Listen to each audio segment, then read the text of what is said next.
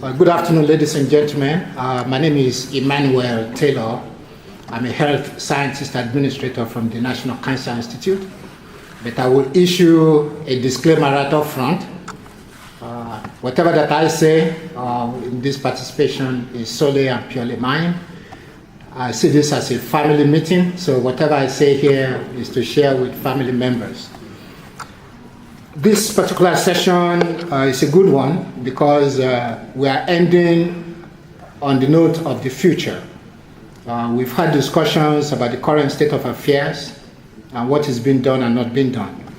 The next presenter, Dr. Hubert Quente, is a molecular geneticist review analyst at Genomics Diagnostics. He's a leader in clinical genetic diagnosis and he has interdisciplinary scientist background. So I believe he has tremendous information to share with us, particularly the state of the research that he is currently engaged in.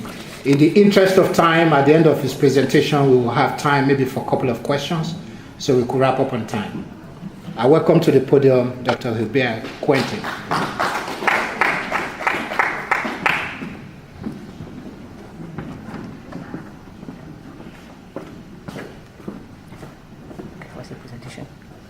Good afternoon. Good afternoon. I know we are all tired, wrapping up this conference, and I just want to say thank you to Stella and the Pacha Foundation for the privilege and the honor, and for them for inviting me here to share, what I know about cancer and about my field. I was supposed to present, with my colleague, Dr. Samuel Ndogmo, but he was in Cameroon, and he came back yesterday and he's sick. So at around 1, he just sent me a message asking me to excuse himself to the audience and to the foundation. So I'll try to do my best, and technically, the talk was supposed to be about 50 minutes, but I think they asked me to do my best to end it on time. So I'll try my best, skipping some slides, because much of what I was saying, I had to say, has been already said, by the other presenters. So that is also, the benefit of being the last presenter. Okay, next slide, please. Okay, so I have a disclosure too. So what I'm saying here is personal. It's not from GeneDx, so they didn't send me here. So, and as my colleague said, it is familial, and I want it to stay with us here. Okay. So this is the outline of the presentation, but I will do something different. So I will start this presentation by the end, and since I see that many people are tired, I'll kind of also change, the way I'm doing. So let's have a little bit of movie.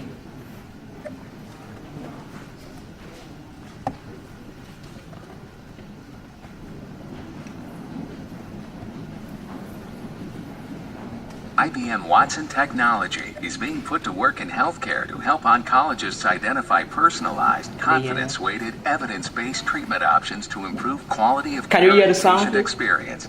It's meant to be used for informational purposes only and is not necessarily a direct reflection of systems in production today. This demonstration was created with the guidance and expertise of physicians at Memorial Sloan Kettering Cancer Center, a key IBM solution development partner. Let's meet our main character, Mrs. Yamato. She is a 37-year-old woman from Osaka, Japan, who has never smoked. She goes to her primary care physician with a persistent dry cough and labored breathing. The physician prescribes a chest x-ray which shows a suspicious mass. A subsequent CT scan and biopsy confirms the likelihood of cancer. The doctor refers Mrs. Yamato to an oncologist for treatment and forwards her electronic medical record, or EMR. On the day of her appointment, Mrs. Yamato sits in the waiting room of the oncologist, Dr. Mark Norton. She is understandably nervous about her situation. In the few minutes he has between appointments, Dr. Norton steps into his office to familiarize himself with Mrs. Yamato's case. He logs into the electronic medical record system, and instead of digging through the different sections of the EMR to try to find relevant information for the case, he clicks on the Ask Watson button at the bottom left. Watson evaluates all of the information in the EMR and analyzes it against tens of thousands of documents in its vast corpus of evidence sources, like medical journals, industry association guidelines, specific hospital best practices, and identifies the pertinent case facts. Watson has brought forward information like the results of Mrs. Yamato's recent chest X-ray, CT scan, and biopsy. Dr. Norton can see a more detailed view of each fact in the EMR if he wants to. The evidence button shows the reasons why Watson pulled this information out as relevant to the case. The advisor can also prompt Dr. Norton for additional info that would result in a more complete view of the patient's condition. In this case, it's asking if Mrs. Yamato has had any hypoptosis, which is coughing up blood, or if her hearing is normal. So it's really a two-way dialogue between Dr. Norton and the Watson advisor.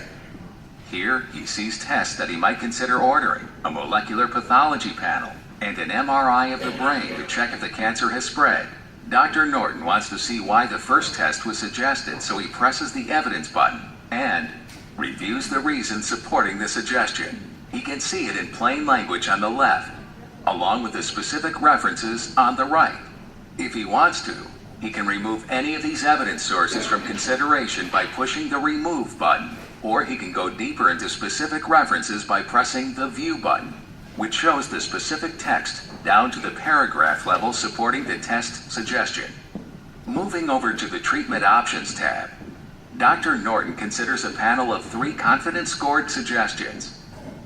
At this point, the treatment option suggestions have low and similar confidence levels due to the limited and incomplete information available. Watson also provides him with insights into clinical trials to consider based on Mrs. Yamato's case. Dr. Norton feels well prepared for his first consultation with Mrs. Yamato and calls her into his exam room. They discuss the case, and Dr. Norton performs a physical exam.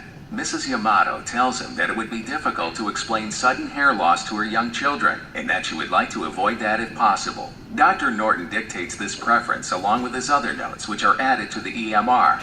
He calls in orders for the tests and makes a follow-up appointment for Mrs. Yamato. 10 days later, the test results are ready, and Mrs. Yamato is once again in the waiting room.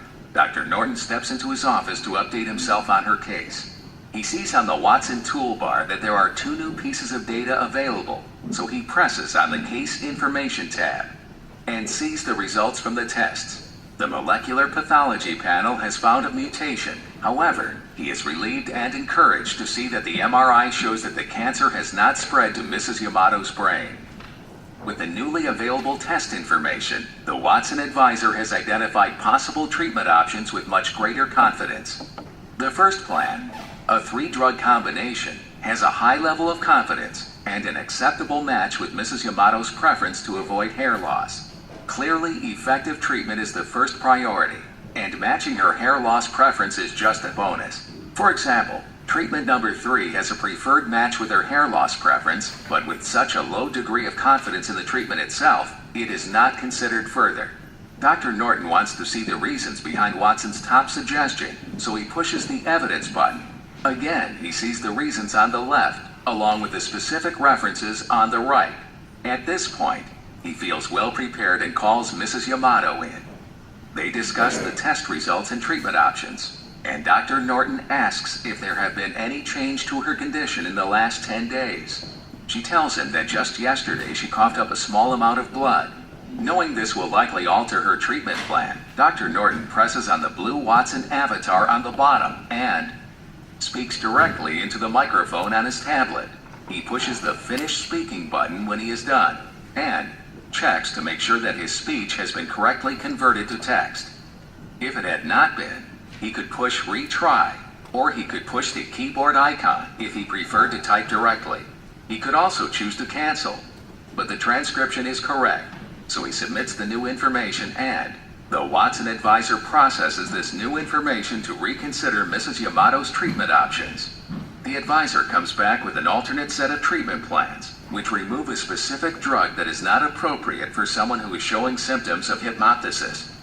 Dr. Norton could choose to ignore this new information if he was just doing a hypothetical scenario, but since this is real information, he applies it to Mrs. Yamato's case.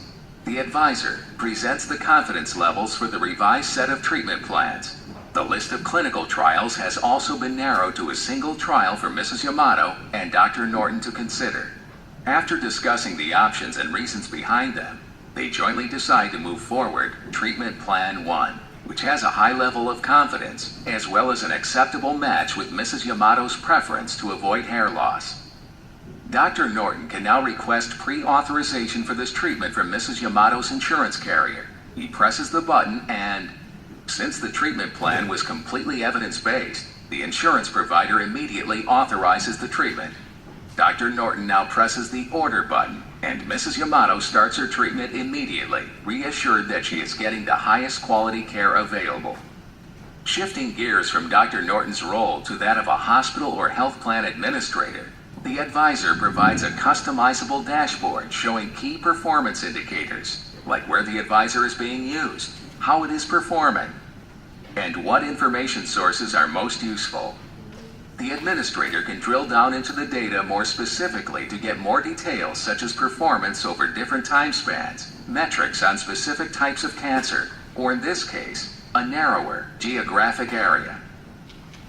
This hypothetical demonstration is focused on healthcare, but it's easy to imagine other similar data-intensive scenarios across other industries where cognitive systems like IBM Watson can be applied.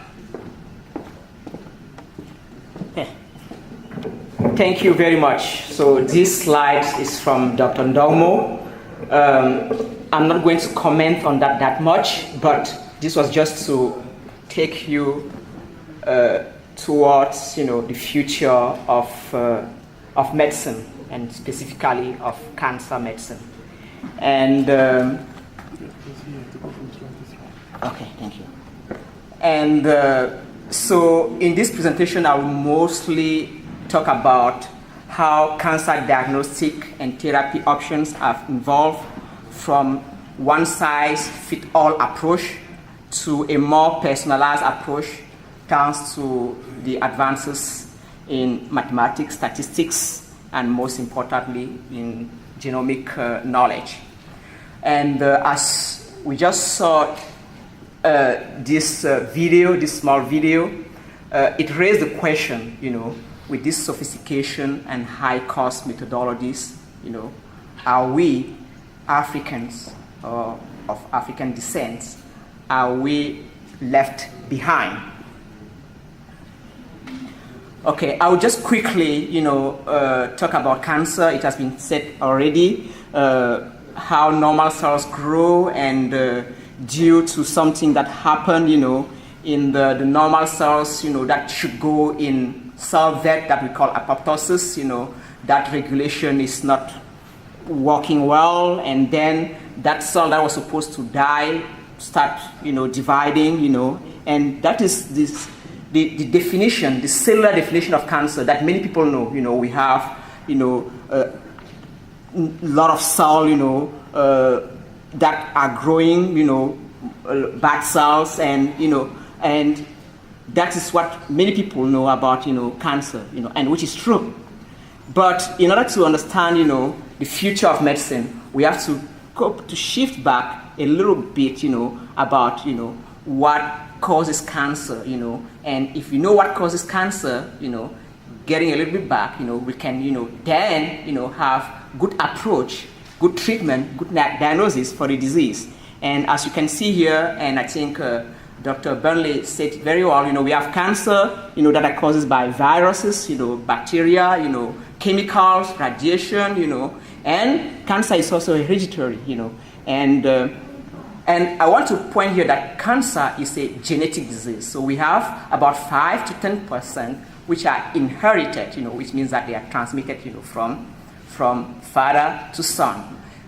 And the large majority of cancer, they are not inherited, but they are genetic. And you will see that, in the next slide. Since I'm going to use some acronyms, and we have a very diversified audience, I just want to go from the cell, where we thought that, cancer is, those cells that are, starting growing and exponentially, and they were not supposed to grow. And to understand, that when within the cell, we have what is called the nucleus. And in that nucleus, we have the chromosome. So the chromosome, that's where we have our DNA. And all of us here, we have 23 pairs of chromosome, 46, one coming from the mom, one coming from the dad, And in those chromosomes, we have, the genome, and we have the genes, And if and those genes, they have to translate, into protein. So many of what we do, our heights, the color of our hair, everything, comes from those genes, because each gene is specific and has a specific function, and that function is from the protein. And if something goes wrong, and that's why, I kind of show what is the DNA here. Technically, the A has to pair with the T, the C has to pair with the G, and if something goes wrong there, then we might have a problem. It can be that an A has changed, that's what we call mutation, to instead of pairing with T, it's paired with G or with C, something like that. It can be like, the T is no more there, that's a deletion, or something has inserted there, or we have, a chunk of gene, that are deleted or that are translocated, So those are the type of things, that, we have to have in mind, in order to understand, where we are going with cancer treatment, and therapy. So I just want to take, the analogy of car, to explain, what happened, when there's a problem with our gene. So when we have we have a car and you have the front brake and the back brake, So we have normal. When you have a normal car, so you have, normal brakes, and you can give the command to the car, okay, stop now, and it will stop, And in cancer, as I said, we have a pair of chromosomes, one coming from mom, one coming from dad, Something can happen in one, and this is what happened with the tumor suppressor gene, and I will come to that, later, and in a minute. So something we can have something that happened, to one of, one of the chromosomes, but since the other one is fine, we'll have no problem. We'll still be able to give the command to the car to stop, and the car will stop, And people with that are people that we call susceptible carriers. So they carry the gene, they carry the mutation, but nothing happened, In order for something to happen, it'll be like, okay, you lose your front brake and you lose your back brake, and now the car is running. You can't stop the car. That's what happened with cancer. And we also have oncogenes. I will explain that in a few minutes. Which are genes, that regulate cell growth. If cell grow, okay, normal oncogene. Normal gene, you have no problem. You can monitor. You have the control. But when something goes wrong, and this time, you don't need two to happen. When one goes wrong, then you are in danger. You can't control anything. That's what the oncogene does, because they kind of regulate cell growth, and when something happens there is a problem. Okay, there are different types of cancer. I won't talk about this. Many people have talked about that. The way they are organized. They are categorized. But what is important here is given this aspect of cancer, based on gene, now they are trying to give some kind of classification where, a cancer will be classified based on the pathway, that causes the cancer to happen. You have like the growth factor, if there's something that happened, a cancer that comes, from an oncogene, a proto-oncogene, for example, or the activation or overexpression, they will kind of classify them there, a cancer that comes from receptor factor, etc., etc. Those are just examples, to show you the shift, and the mindset that we should have, and that many people miss when they're talking about cancer. Okay, also, we have some classification based on predisposition, and there was a huge study that happened several years ago that was called the GWAS study, where it was, the aim of the study was, to take gene, and see if they are associated, with cancer. And from those studies, they were able to have some markers, some genes, and able to classify them in highly penetrant gene or highly or moderate genes, or lower genes, lower penetrant genes. So like for example, the BRCA1, that is the gene that many people with breast cancer carry. Okay, when you have that, it increases the predisposition. Normally, breast cancer, in the general population is about 12%. I think we see that. But when you carry this, when somebody, a woman carry these genes, genes in this, this gene, the BRCA1 or BRCA2, it increases her chances, her predisposition to cancer to about 65%. And so this is just a way to show how the shift, how we have to understand cancer. Okay. So I want to contrast here, the way cancer was diagnosed in the past, and later on, how the way we are diagnosing cancer. So I think a lot of presenters talk about, the physical examination that is done, and then, the imaging, the X-ray, the CT scan, the biopsy, and evaluation that is known. But I want to talk how the knowledge in genomics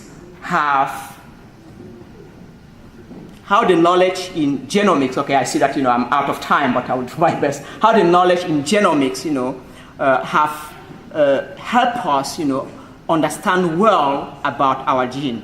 Here, I'm not going to focus on on everything here, but you see the arrow, I'm going to point, everything started, with the sequencing of the DNA, and that is Sanger. We have to, really acknowledge him, for helping us, sequence the DNA. And sequence the DNA, it means that, you have to walk through the DNA, be able to see that the A, the T, be able to classify those T.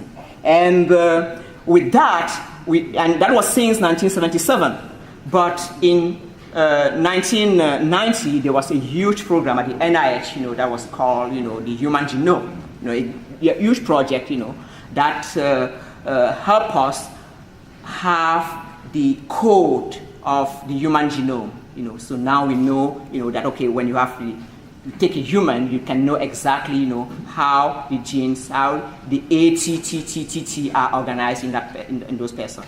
And most importantly, the last boom, in this field was, after we started, when we knew this, and it was the progress, and in 2003, then we started understanding the human genome and the technology to improve, the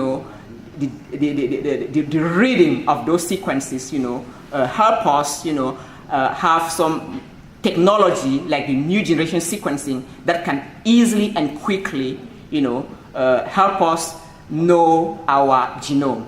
So that's why we talk about the next generation sequencing and how it has impacted, a lot, in the diagnosis, and the treatment of cancer. Okay, so it's an innovative method, I'll kind of, just brush that since, I'm out of time. The advantage of that with what we had in the past, like the Sanger sequencing, is that, it is very fast, it's high throughput, and you can have many samples at a time compared to the other one, and the reporting is really interesting. There are also some challenges, which, we might talk if we have time. So, having all those information, we have a boom in genetic testing. I would say DNA testing. We have multiple companies and laboratories like mine, who offer genetic testing, in inherited cancer, tumor cancer, so you can take your tumor now, and have a genomic profile and know exactly, what mutation in what gene, causes your cancer. So there are different types of testing. You have the whole genome sequencing, where you want to have the profile of the entire genome, and now, it was very, very expensive at the beginning. I think the project was like $1 billion, to be able to sequence that, you know. But now the aim is to have the human genome for $1,000, you know, and maybe less, you know, thanks, you know, to the technology and the, you know, and all these companies, you know, around. And you can also have the whole exome sequencing, which is, you know, a kind of mini genome. You don't want to sequence the entire genome, and you just take the sequence of the genome, you know, that kind of that code something. And you have the panel sequencing, you know. For example, you know, when you have breast cancer, you don't need to know to go and test some other genes. So we already know, you know, which are the genes, you know, that are involved, you know, with breast cancer. So the doctor can just, you know, say, okay, go and it might be 2, 3, or 4 genes. And you might have also a single gene testing, you know, which means that, you know, we have cancer in the family. We know exactly, you know, what type of mutation, and we want to know if, you know, someone in the family carries, you know, that mutation. So I won't talk about this one. You know, this is to show the impact, you know, of those information, you know, in healthy people. I know the healthy people is, you know, this objective set up for 10 years, you know, to see how to improve the health, you know, and they kind of really address, you know, the advances, you know, in genomics in order to make recommendations. And now, you know, management of strategy, you know, so cancer now, the way it's managed is not how as it was managed in the past. You know, they are addressing also, you know, the genomic aspect. Okay, about therapeutics, you know, my predecessors talk about therapeutic surgery, chemotherapy, and radiation, which are the conventional. But I will kind of mostly focus, you know, on new therapy based, you know, on the information that we have, and that's why we call it targeted therapy. You know, we have small molecules. I won't go deep into that. Monoclonal antibodies, you know, and immunostatin. But I want to a little bit spend some time on this small molecule, because if you know, I mean, past President Jimmy Carter, you know, that's how he was treated. You know, they use small molecules in combination with the traditional therapy to help him cure his cancer. You know, and there are a lot of examples I won't go through because, you know. Okay, so since we are out of time, okay, I will kind of talk a little bit, you know, on this aspect here. So I was talking about, you know, personalized. I mean, how we can, personalizing about in cancer. So normally now, you know, with a molecular profiling, you know, you have a group of people here, you know, and they go through molecular profiling. So with molecular profiling, you know, we can easily, you know, identify the markers of drug sensitivity or resistance. That is another aspect in the pharmacogenomics, you know, and markers that are predictive of adverse events, you know, and prognostic markers. So now, those group of people, you know, instead of making, as I said in the beginning, giving them the same therapy, so they can now specify, and you see that, you know, the one in pink will have, you know, a specific treatment, you know, based on his genomic profiling, you know, etc., etc. And we have a lot of platform, you know, as far as cancer therapy, you know, based on the information that we have on genomics. You know, we have immunotherapy, chemotherapy, and about chemotherapy, we just have, you know, immunotherapy, the CAR T-cell, you know. We have a breaking news in February, you know, where we have like 36%, you know, of patients, you know, that were treating, they were at the metastatic stage of cancer, and, you know, they were treated, you know, with this therapy. Okay, I'll go through this, and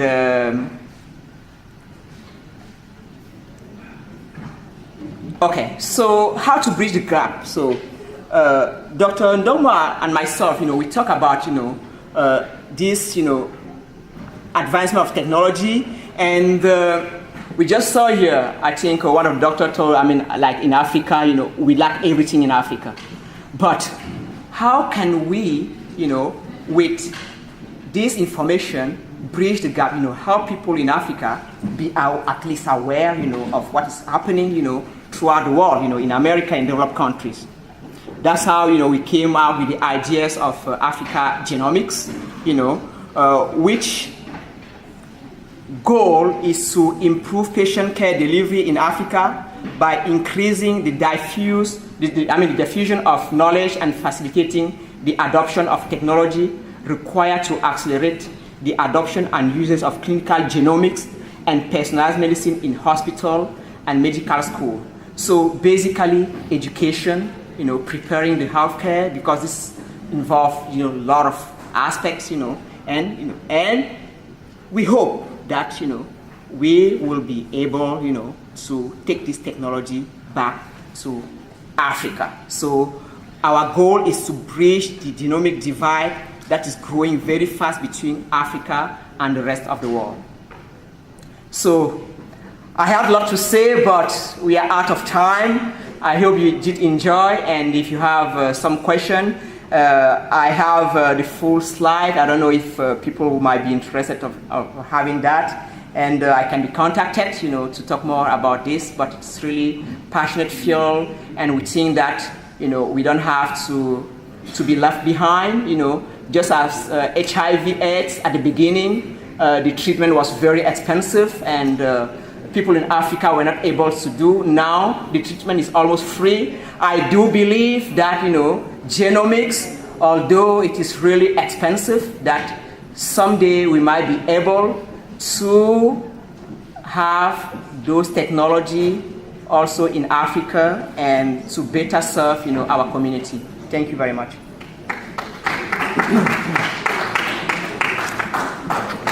I'm sorry that we somewhat ran over time, but for those of you who may be interested, I will leave a copy of this with Stella, and the title of the article is Putting Genomes to Work in Africa. There are a lot of issues in Africa. The cost is prohibitive, electricity, the manpower, infrastructure. There are a lot of limitations that may not necessarily make application of genomics readily available to a lot of people. And we know how slow government and policies move in Africa. So for a lot of reasons, I would just say keep posted and stay in touch. Stay tuned. All right, thank you very much for your time. And also thanks to Pachi for inviting me. She's been inviting me for years, but I'm happy to be here this year. Thank you.